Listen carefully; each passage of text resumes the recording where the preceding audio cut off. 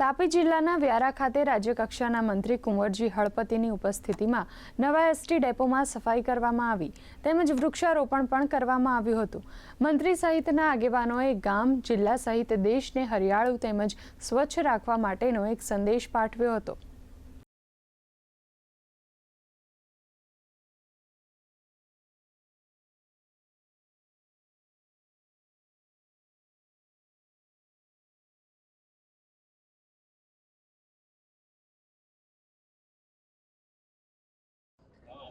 आज सफाई झुंबेश कार्यक्रम से एमां 3 महान विभूतिना जन्मदिवस आवे छे।